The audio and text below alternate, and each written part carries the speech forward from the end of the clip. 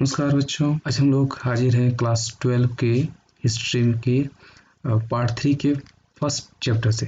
There are 3 text book, तो third text book के first chapter में आज हम लोग कॉलोनियल सिटीज़ के बारे में अध्ययन करेंगे। जब हम लोग कॉलोनियल सिटीज़ बोलते हैं तो कॉलोनियल सिटीज़ के अंतर्गत जो सिटीज़ आते हैं वो सिटीज़ हैं मद्रास, बॉम्बे और कोलकाता। प्लीज़ रिमेंबर, जब हम लोग कॉलोनियल सिटीज़ में बेसिकली पढ़ेंगे वो 3 बिग सिटीज़ के बारे में पढ़ेंगे, मद्रास, बॉम्बे और कोलकाता के बारे में। Madras was established in 1639, Bombay 1661 and Kolkata was established in 1690. First, now we'll know about Madras. In 1611, the first factory of East India Company was opened in Masulipatanam. Then, in 1639, an Englishman, Francis Day, acquired the fort village Madras from Chandragiri ruler and Nayakas of Kalahasti,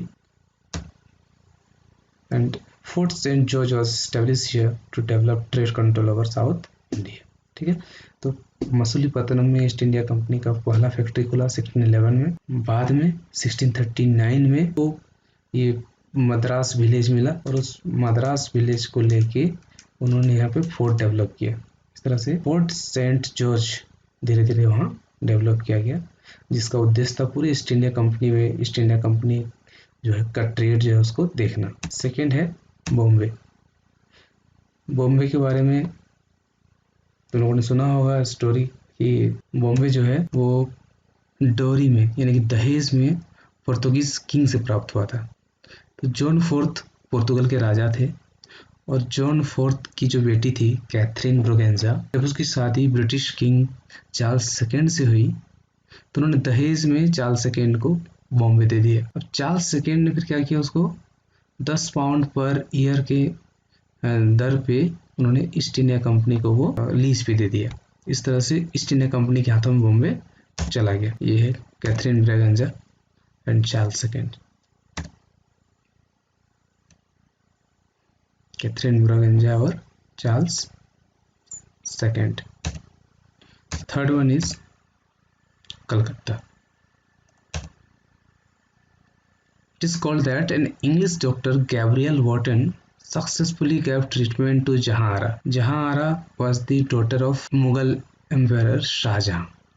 So Shah Jahan was so happy that he allowed to do business to East India Company in Kolkata. In this way, Kolkata was opened for the trade to East India Company because of Gabriel Wharton, who treated Jahanara, the daughter of Shah Jahan, and Shah Jahan became so happy that he allowed them to do business in Kolkata.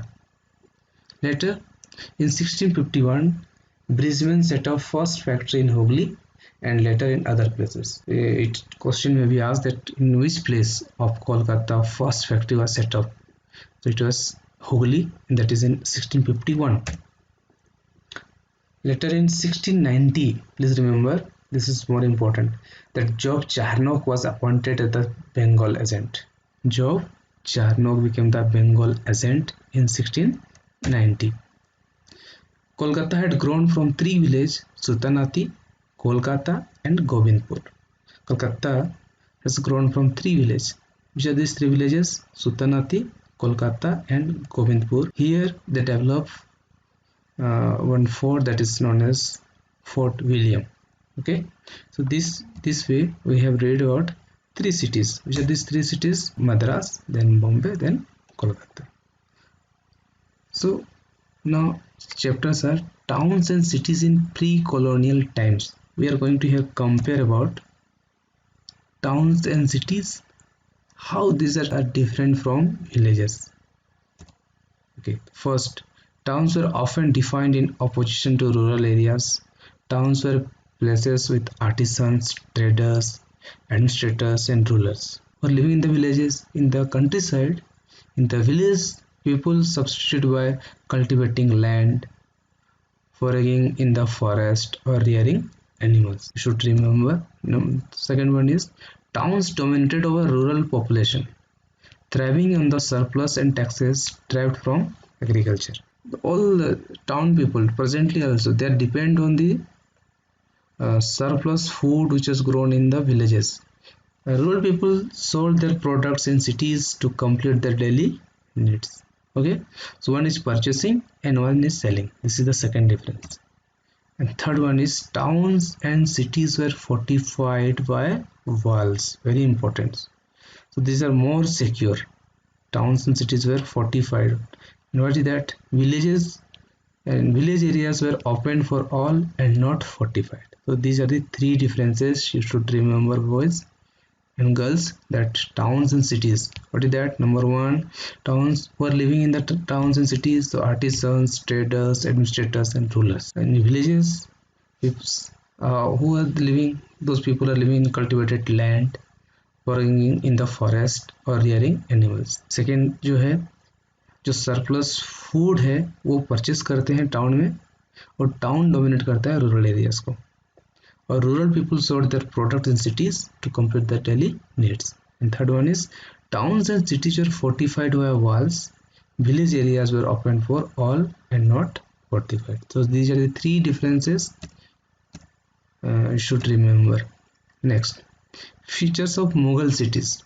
When Britishers came, before that here rulers were Mughals.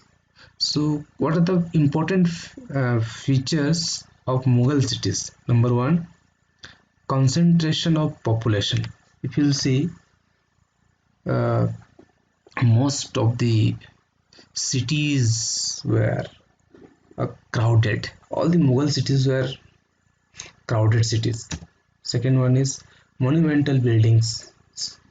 If you, whatever today's historical buildings are there, maximum these buildings are made during the Mughals. The monumental buildings you can find during Mughal cities. Wherever Mughals ruled them, they are famous for making monuments. And third one is imperial grandeur and wealth. उनका जो धन संपत्ति है, उनका जो दरबार है, वो बहुत शाही दरबार होता, बोलते हैं ना, बहुत खर्च किया जाता था उस दरबार को मेंटेन करने में. So these are the three features of Mughal cities. You have to explain these three topics. Number one, concentration of population. Number two, monumental buildings. And number three, imperial grandeur and wealth. Okay, Shahjahanabad, that is old Delhi. How it was looking in 1857. Nice picture given in the ncert textbook, which is I have depicted here. You can see. If you want to know about colonial cities, that is during the British Empire, what are the different sources? So to keep track of life in the cities, they carried out a regular surveys. Number two, gathered statistical data. Number three, published various official reports. Number four, mapping. And number five, census reports.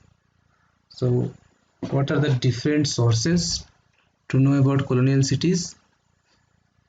So we can get information from regular surveys. There are so many surveys conducted by British Empire. They have given much importance to surveys. This is helpful to know about the landscape as well as the people's culture, customs.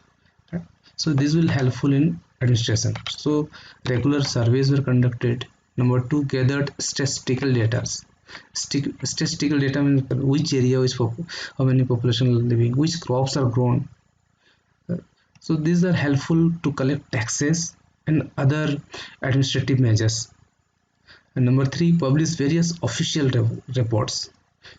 Now also you can get official reports, police reports, viceroy reports, different cities reports.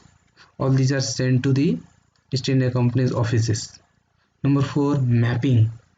And number five, census reports. These are the five sources to know about to know about cities. What is last two? Mapping. The necessity of maps. Why maps are so important? So maps were important to understand the landscape of the unknown places, because Britishers came from Britain. So they are unknown about the landscape of India. So through maps they can understand landscape perfectly.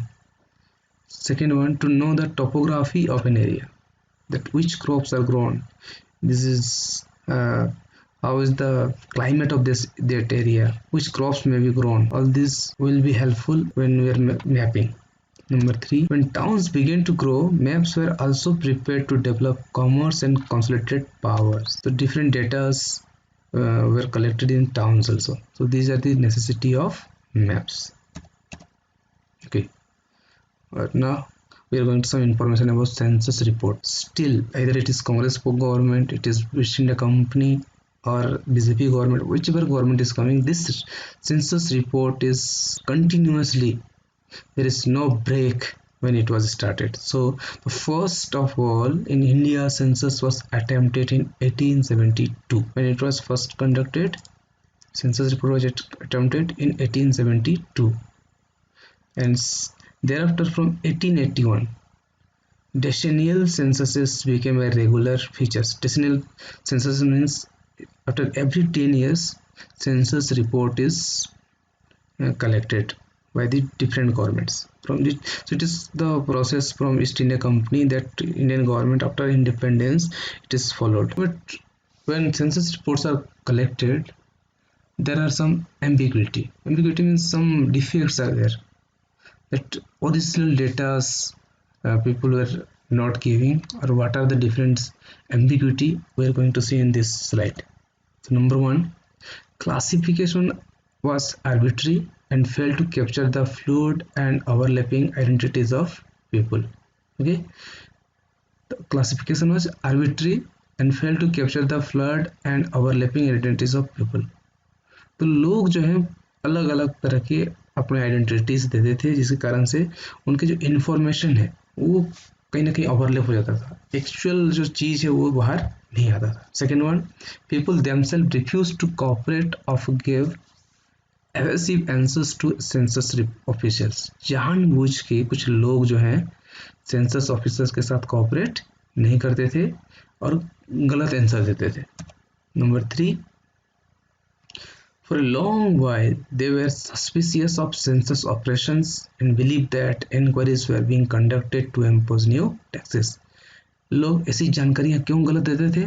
तो उनको लगता था कि census report जो collect हो रहा है उसका कारण है कि सरकार जो है नया टैक्स लगाएगी, इम्पोज करेगी, इसलिए लोग जानबूझ के गलत रिपोर्ट दे देते. Number 4, upper caste people were also unwilling to give any information regarding the women of their household. उनको ब्रिटिश गवर्नमेंट के साथ उतना ज़्यादा कॉन्फिडेंट नहीं थे वो लोग, तो लोग जो प्राइवेसी थी वुमेन को उसको ज़्यादा प्रायोरिटी देते थे और महिलाओं के बारे में बहुत कुछ जानकारियाँ छिपा लेते थे. So this is the fourth one. Number 5, people were claiming higher economic status. Such as people often told the census enumerates that आज भी होता है कि लोग अब क्या करते हो, तो लोग बोलते हैं कि बिजनेस करते हैं, उस तरह का इन्फॉर्मेशन दे देंगे. वो लेबर रहेंगे, श्रमिक काम करेंगे, लेकिन अपने आप को क्या बोलेंगे, दैट दे वर ट्रेडर्स. तो इस तरह से हमने 5 एम्बिग्यूटी पढ़ा सेंसस रिपोर्ट में, याद रखना.